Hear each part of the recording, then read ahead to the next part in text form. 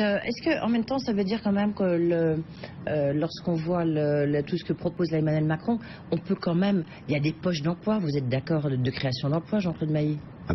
Heureusement, mais oui. Heureusement qu'il y a toujours des poches de création d'emplois. C'est pas ça le problème, mais attendez, tout le monde sait, là-dessus je pense qu'on sera d'accord, parce que ce serait le seul économiste qui serait pas d'accord, qu'il faut au moins un 5 ou un 6 de croissance si l'on veut diminuer le chômage. Et on les a pas. Non, on les a pas. Oui. Il y a quand même il y a un double problème. Parce qu'il y a des blocages partout. Non, c'est trop facile. Parce qu'on peut aussi abaisser le seuil à partir duquel on peut abaisser le seuil de croissance à partir duquel on crée de l'emploi. Justement, c'est ça qu'ils cherchent à faire. Quel type d'emploi on veut créer? Quel type d'emploi on veut créer? Est-ce qu'il y a un problème?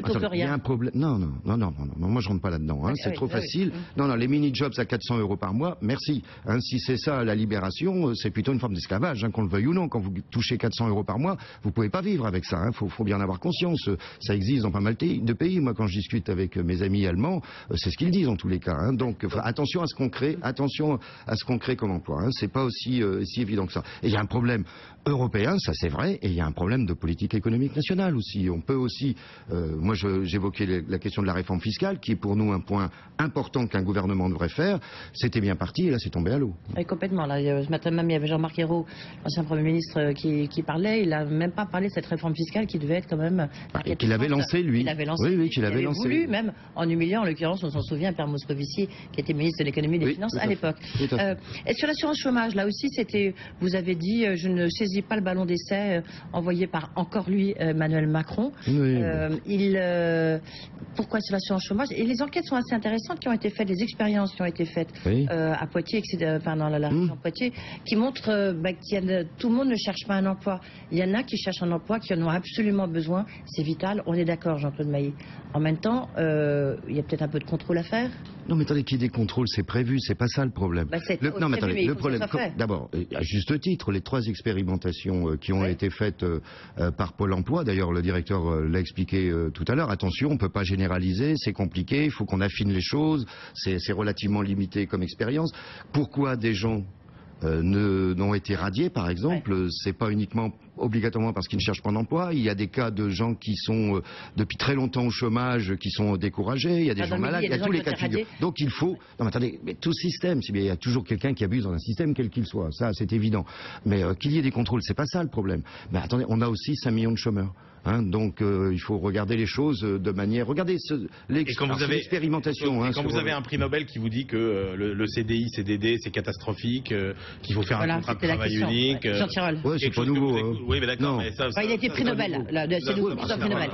Oui, non, tant mieux pour lui s'il est prix Nobel. C'est il parle quand même.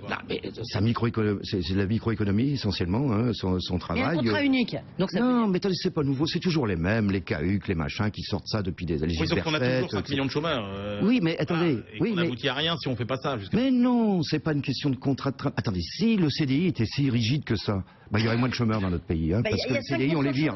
5% des chômeurs sont en CDI. Donc ça veut dire que la majorité sont en CDD. Non, mais les emplois proposés, très souvent aujourd'hui, les premiers emplois proposés sont des CDD. Ça, on est d'accord là-dessus.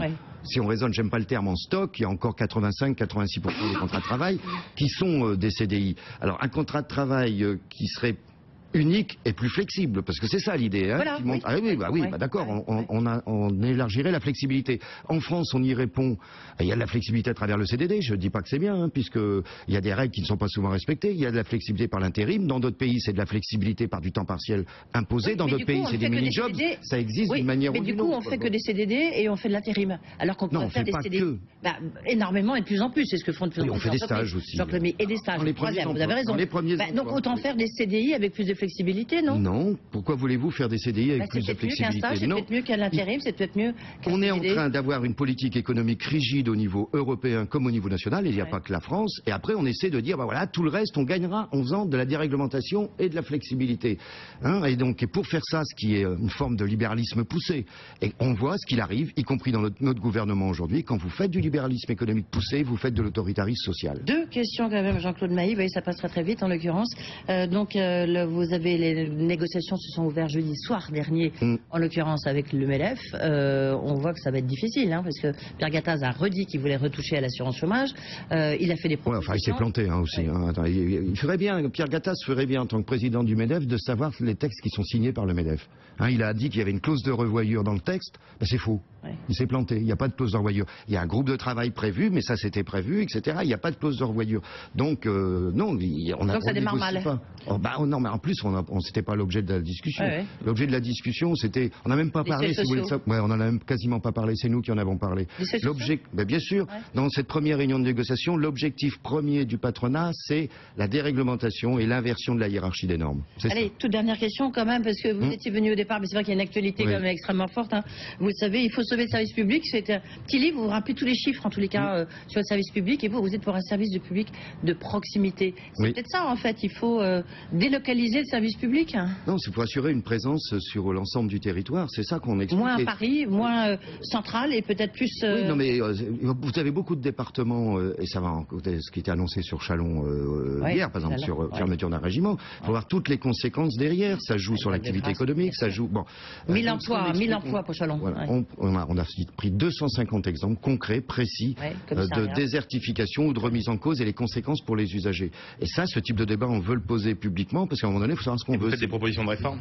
Mais d'abord, ce qu'on demande depuis 7 ans, c'est qu'on ait enfin un débat, on le promet mais on le fait jamais, quelle que soit la majorité, sur c'est quoi le rôle du service public. Ce sont quoi ces missions? Après, on réforme. Mais là, ce débat interdit. M. Macron dit qu'il faut lever tous les tabous. Bah tiens, il y a un beau tabou à lever, ça. Pourquoi on ne l'a pas, ce débat?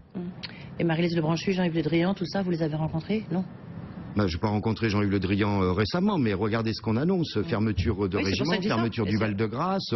Il y a des emplois qui sont concernés aussi. Quand on ferme le Val-de-Grâce, ce ne sont pas tous militaires au Val-de-Grâce. Il y a aussi du personnel civil. Tout ça parce qu'on n'a pas fait les investissements nécessaires ces dernières années. Voilà, donc il y a des vrais débats n'ont pas lieu et on a un gouvernement qui gère au jour le jour. Et vous rappelez à quoi ça sert au moins sur le plan de proximité? Tout à fait. C'est vendu 3 €. C'est pas cher. Merci beaucoup Jean-Claude Mailly d'avoir été avec nous. Merci Emmanuel Le Chypre. Dans un instant, on va parler des télécoms, un secteur que vous connaissez bien. On va parler de restructuration dans les télécoms. Pierre Louette, le président de la Fédération française des télécoms, est avec nous dans un instant.